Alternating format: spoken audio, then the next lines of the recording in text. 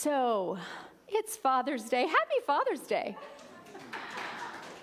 Raise your hand if you are a father. Happy Father's Day. Raise your hand if you have ever served as a mentor, father figure of anyone.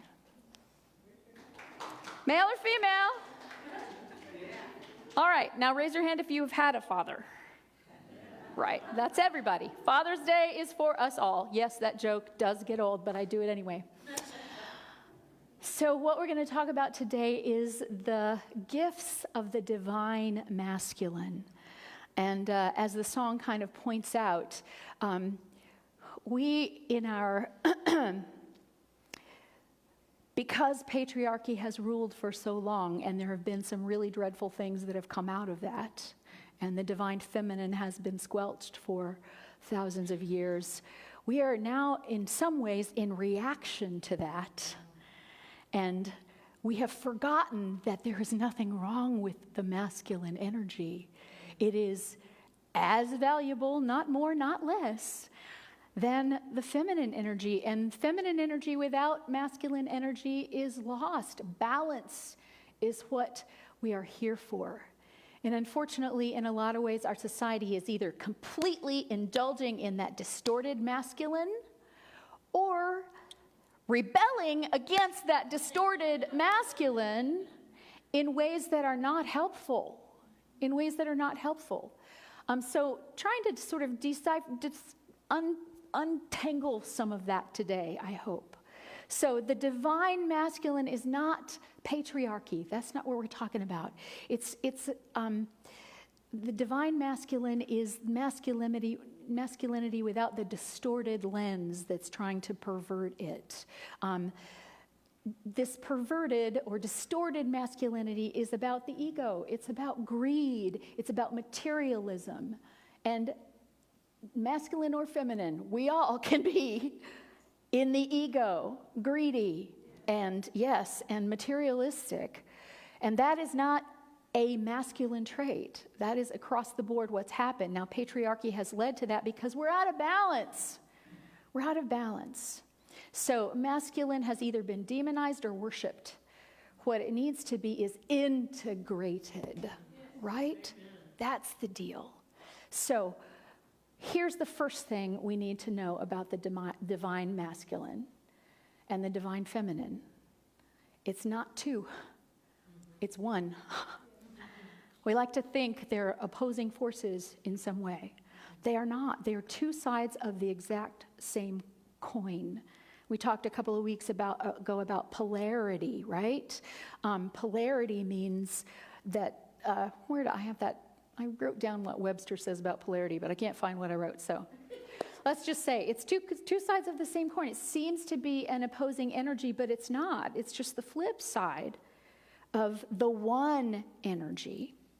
But what's happened is there is fear about the power that has been claimed by the distorted masculinity, and then there's this pushback. And here's the deal. It's distorted masculine energy when women push back against men because of patriarchy. That's not feminine energy. That's not what that is. We get very, very confused. Don Miguel Ruiz talks very clearly about agreements that we made. So somehow in this world over the past 4,500 years, we have made agreements, and we didn't actually consciously make them. They were handed down to us. We got born, and here we got handed. Here's what men are like. Here's what women are like. Here's what men are allowed to do. Here's what women are allowed to do. Here is what men should never do, and here's what women should never do. And all of that is stuff somebody made up. Somebody made it up. And until we question it, we live under the oppression of it. And so even as enlightened as you are still oppressed by culture. You are still held by culture until you question it. So this idea about what it means to be a man or a woman, what it means to be masculine or feminine, really has played itself out in the world as roles. Like, you get to play this role and you don't get to play that role. For many years, you could only play the role of a doctor if you were a man. Now, there are more women in medical school than men. Do you know that? So it's changing, but once again, it's not about men and women. I mean, it is, but not so much about men and women as it is about the masculine and feminine traits. So it's good that we're bucking the roles, but this more insidious thing that's happening underneath, when our thoughts are happening, they outpicture in the world, right? So when we are thinking violent thoughts, violence comes out in the world. That's the way it works. We're seeing it, y'all. We're seeing it. And let me preach for a minute. It's a hazard of my profession. I want to say that I'm proud of the people from our congregation who went to the protests on Saturday, mindful of the fact that they were there to represent what they support, not what they're against. Because that against energy serves no one. That for energy serves everyone. It serves everyone. So we buck those roles, and what we start looking at is it's not the roles, it's the traits and how they're played out. And a woman is perfectly capable of having a lot of distorted masculine energy and squelching her own feminine energy. And men are perfectly capable of expressing some really, really beautiful divine feminine energy. It's not men and women, it's masculine and feminine, and it is one. So any quality in the world, it doesn't matter what the trait is, it doesn't matter what the quality is, it can distort, it can run riot if it's not balanced by its polarity. There it is, the quality or condition that exhibits opposite or contrasted properties or powers in opposite or contrasted parts or directions. So here's the deal. We don't want power without love. We've seen what power without love can do. We want power with love. That is in balance. We don't want reason without intuition. Reason without intuition lacks richness. It lacks a deeper understanding. It lacks that relational quality that we look for. It can feel cold and calculated. We don't, Immanuel Kant said, thoughts without content, which he defined as intuition and inner senses, are empty. Intuitions without concepts or thoughts are blind. So he liked to say reason provides a structure for our experience, whereas intuition provides the content of our experience. If we are unstructured intuition, you can have intuitions all day and do nothing about it. That's the divine feminine with no masculine to balance it. Or you can use your reason and ignore what your senses and your inner senses and your intuitions tell you and create a lot of havoc. That is, again, out of balance. It's the balance. The difference between the masculine and the toxic masculine, I like this. Ethan Indigo Smith says this, is the difference between a martial artist and a soldier. So same energy, you may be doing exactly the same thing, but how are you approaching it? I think that's the most important thing. It's not so much what we're doing, but how we're doing it, the energy that we're bringing to it. And in general, and I like the way this was described by this same guy, Ethan Indigo Smith. He said the energy of the divine feminine is both receptive and creative. So think about the energy that encircles, that is just receiving all of it, encircling it, embracing it, adopting it. And think of it as all potentiality, creativity in absolute potential right here. The energy of the divine masculine is both reflective and projective, right? So reflective, it reflects back what it receives. Think about if you're in your masculine and all that is ever reflected to you is violence, boys don't cry, don't be gentle, don't look weak, that's going to be reflected back. It's going to keep reflecting. So we have to learn how to channel that reflective energy and to start giving ourselves what we need to reflect back. Instead of a creative energy, it's a projective energy, which is good. You can be creative all day, but if you never do anything with it, right? I could say I'm a painter, right? I have all the colors in here, but I don't actually pick up a brush. So there's no painting.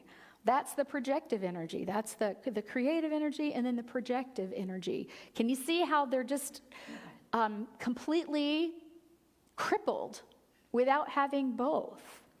So I just want to share with you a list of what are considered some masculine, divine masculine traits versus divine feminine traits, and talk about how beautifully they balance each other. So activity, the masculine trait; potential, the feminine. If it's activity with no thought behind it, chaos. If it's potential with no activity, it's nothing. Doesn't go anywhere. The masculine is about authority, and the feminine is about influence. We need both. You know, if you're just trying to influence everybody, I can tell you what that's like. You're a people pleaser, and you don't even know who you are, and your life gets really, really miserable. And you kind of make everybody else's miserable too, because they can't figure out who you are because you're trying to be whatever you think they want you to be. That is some feminine energy run riot. I claim it. That's what I did for the first 35-ish years of my life. It's still my tendency if I don't watch myself very, very closely. So, and yet, we have to have authority. We have to know when to say yes and when to say no, right? And when to be relational and influence. But when to listen to ourselves, that's authority. The masculine is associated with plans, order, protection. The feminine is associated with spontaneous creation. So you can be spontaneous, but then you need to sort of put some borders around it. A little of both. Masculine is associated with the sun, which is powerful. The feminine is associated with the moon, which is reflective. Masculine, transcendent; feminine, embodied, right? Come back to earth. Masculine, mind; feminine, heart. Masculine, a firm hand, a rod, a staff, a guide. Feminine, nurture, hugging arms. There's the decisive and the intuitive, both. There is initiative and there is response, right? If we are only taking initiative and we're never listening to what's coming to us, receiving it and responding to it, then we're a bully. However, if we're only responding and never taking initiative, once again, that is that toxic, that toxic people-pleasing feminine. There is doing and being. There is energy and rest. There is judgment and discernment. There is acceptance and tolerance. We need all of it. Now, judgment not as in you're bad because, but discernment as in, is this helpful? Will this serve life? Will it serve me? Will it serve others? Will it serve life in general? Or will it not serve? And then the acceptance and the tolerance. So this is the way I like to think of it. A hero without a quest can just be a bully, right? Without love as a guide, it's just a display of strength. What is your strength for? Right? Back to that, what are you for? What are you against? Confidence without character is bravado. We see that playing out in the world. That is out of balance, distorted masculine, and it needs the feminine energy. And by the way, who restores that? If not us, who? Right? We have to take responsibility for it within ourselves. Strength without direction or purpose is just a fight waiting to happen. Violence waiting to erupt. Action without conscience or morality is at best meaningless and at worst destructive. So, if masculine energy is reflective, what are you personally putting out that might be being reflected back to you? You know, they say if you spot it, you got it. And there's really a lot of truth in that. I cannot point to you or to any flaw within your character, your lack of peace, your angry, violent tendencies, your whatever, without also understanding that I have that. I are that. Me too. Me too. We are reflecting each other. That's what we're doing. And so when we can be creative about, okay, then what do I want to send out to have reflected back to me? And so I think it's a mistake to, when someone makes you mad, to get mad back, you know? When they go low and we go low, what's the difference between us and them? There is none, right? But we're all down low. When they go low and we go high, we can raise, you know, Jesus said that. If I be lifted up, I will raise all. If I be lifted up, all will be lifted with me. This isn't just about Jesus. If you are lifted up within yourself, you know you approach the world in different ways. You know you're different when you are lifted up internally. And you cannot help but lift others up as you do so. So, with all of this in mind, this thing about balance, this thing about the agreements that were just passed down generation to generation that we didn't even know, until you know, you don't even know. As a friend of mine says, until you have an inkling, you don't even have an inkling. Until you know to ask the question, then you can't decide the answer for yourself. You're just accepting what's been given to you. So once we know a little more, once we start to question, once we start looking for the polarities, once we start searching earnestly for the balance in our lives, what I have found is that we get to then reinterpret the fathering that we got or didn't get through this lens. And how are we reflecting back what was given? And how are they just reflecting back what was given to them? My dad, I'm just going to use him as an example because that's the dad I know best. My dad was a very tender man in many ways. He was a soldier, he was an army colonel, he was a fundamentalist preacher, he was an alcoholic who could be quite belligerent and sometimes violent in his alcohol, mostly verbally violent. But he also always baby talked to animals. Any animal, anywhere. What is it, buddy? That was my dad, always. He had that within him. And my mother tells the story about how there was much more of that within him before he was sent to war. And when he was sent to war, he went as a medic and a medevac helicopter pilot. He did not want to be in the infantry. He did not want to shoot anybody. He didn't want to be in that position. He didn't necessarily disagree with war, but he couldn't visualize himself harming somebody. And yet, 2 solid years of being shot at over and over again and watching your patients that you're responsible for being shot at and being shot down time after time after time changed. He started reflecting that back instead of the gentleness that he had had before. And I had a real epiphany about 3 or 4 years ago. Every once in a while, you kind of have things that you learn a little bit at a time, and every once in a while, it seems like you just get a download. And I just got this download of my dad, and I was born right after his second tour of Vietnam. As a matter of fact, I was born at the end of his second tour. He came home. They adopted me like 2 weeks after he came home from the war. So he had just been exposed to all this. Can you say PTSD? And then there's this baby girl in his life that he is so grateful for and so happy about. And then he with all of this experience, and he was career Army, so he was there for 30 years. When you're an officer in the Army, when you tell people to jump, they say how high, you know? When you say that to your family at home, they don't always do that.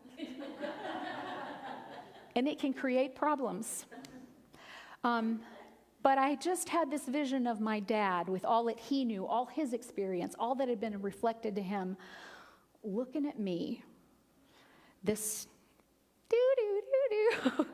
this girl climbing trees and reading books and singing songs and wanting everybody to be happy and not wanting to. No, I don't want to shoot that. No, I don't want to throw that. Not able to throw a ball, not, you know, the way I would fight if somebody says, I'm going to fight you, I would go, no, please don't hit me. That was my way. And I suddenly got this vision of my dad looking at me going, she's not going to make it. There is no way. In his version of the world, I was unsafe. And I can reinterpret the things that he did and the things that he said that were so painful and sometimes really horrific at the time. I can now reinterpret that through the lens of, in his own distorted way, he was trying to prepare me for the world that he knew. He didn't understand that my strength was in not fighting back. And that my strength would someday be in reading a whole bunch of books. You can actually get paid for that. Right. But he couldn't see that. And now I can see him differently because of that. And so I invite you to think about the possibility of reinterpreting whatever your experience with your earthly father might have been. The good stuff and the hard stuff, because I don't care how wonderful a relationship you had with your father, there's always hard stuff. To reinterpret that through the lens of what was being reflected to him that he was then reflecting to you, can be one of the most healing things I think that can happen for you in your life. And here's the deal. In the end, it's not even about our fathers and us, or our sons and us, or our brothers and us, or our sisters and mothers and us. It's about us. It's about finding that balance within us, that oneness that we talk about, that integration of both. And so here's our task. We must become lovers of all that is in us. Ooh. Can you love all that's within you? Can you accept all that's within you? And direct it if it seems like your discernment is telling you that if you direct it one way, it might not be so good. And if you direct it another way, it might be more helpful. It's not about just going, I'm fine and I'm just going to do what I want. It's about, I'm fine and I have all this wisdom within me. And then you get to become a peacemaker between the masculine and feminine within your own heart, playing out in your own life and in your own relationships. And y'all, that is the only way that this world heals. I'm confused about a lot of stuff. This is a hard world to live in right now. And I'm confused about a lot of it. But this is what I'm not confused about, is I can't say you need to change if I'm not willing to change. I can't say you need to find balance if I haven't found balance. And the way the world becomes peaceful is that the people in the world become peaceful. I don't know why it's not obvious to everybody that you can't make someone else be peaceful at the end of a gun. Once I shoot all these people, then the rest of them are going to be peaceful. Yeah, not so much. Not so much. And yet, when I claim peace for myself, no matter what, then I have conquered that corner of the world, the one that I'm responsible for. And not just in me, because when I am peaceful, I bring a peaceful presence into my family. When my family is peaceful, we bring a peaceful presence into our community. When our community is peaceful, we bring a peaceful presence into our state, into our country, into the world. This is how it's done. You are both masculine and feminine, and you are divine. Embrace yourself. Thank you.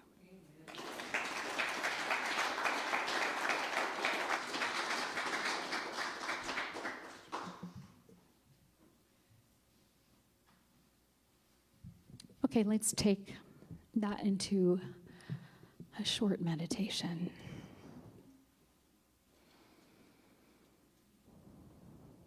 Just take a few deep breaths and allow yourself to just be here now. Maybe you're going to lunch later, and maybe you have errands to run. Just let that go. That'll happen when it's time for that. Now it's time to just be here.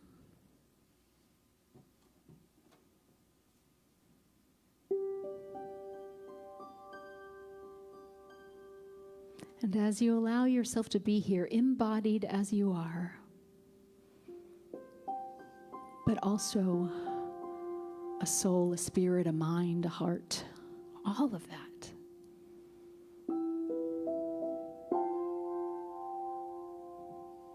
There is a wisdom within you that already knows.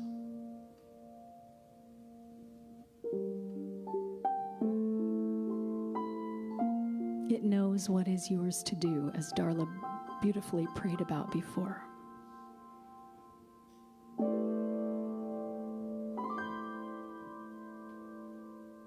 And so as we get quiet, and quiet the voices of should, must,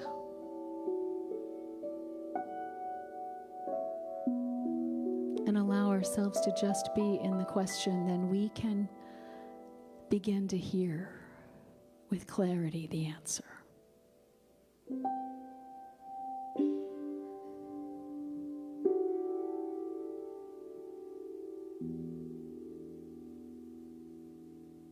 Jesus the Christ said, "Let your yeses be yeses and your noes be noes." And I think what he meant by that was, we don't serve anybody when we pretend not to know, or when we blank out the voice within us that does know. Yes is not necessarily better than no.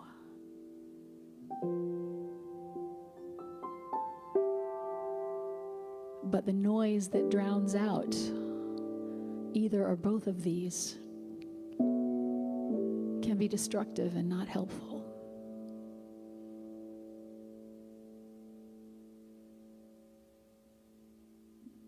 And so we allow the divine feminine opens to allow the wisdom that is within us to come forth.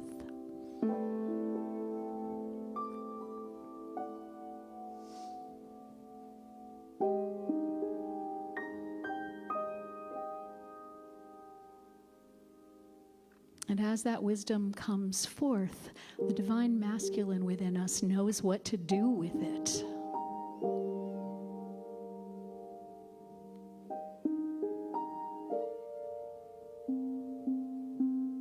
We allow that beautiful marriage within us.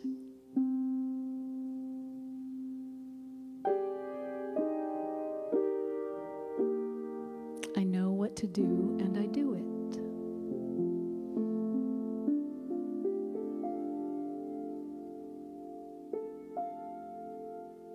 I know who I am, and I can live from that place, not from the place of should, must, or what other people think.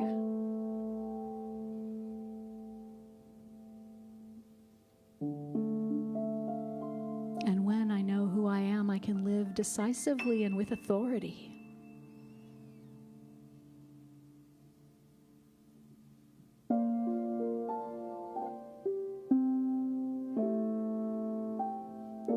It's only from that quiet place that we are able to really discern our yeses and our nos. So I invite you in this moment to just, if you have a question, ask it.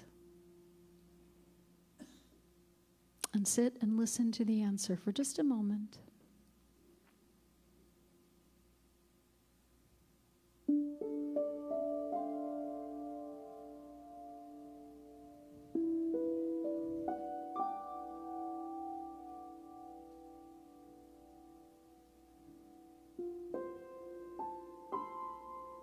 And if the answer doesn't come immediately, that's okay.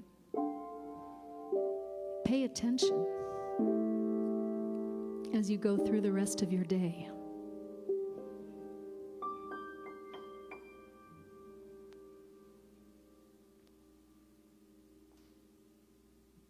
You will recognize the answers when they come.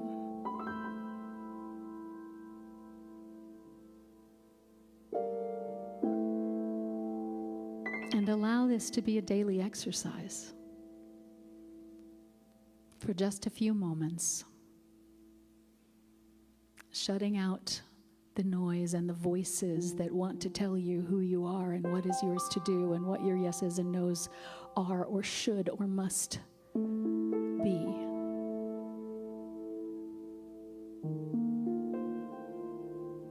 And take a moment to just simply sit and be.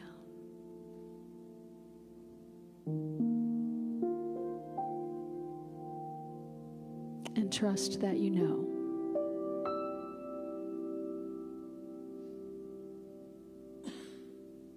Know that you know. And then see what happens.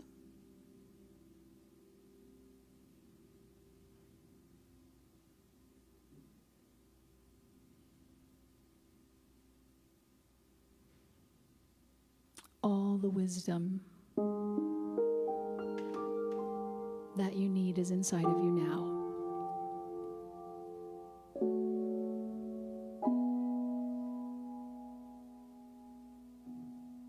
And I'm so grateful to know that. And so it is.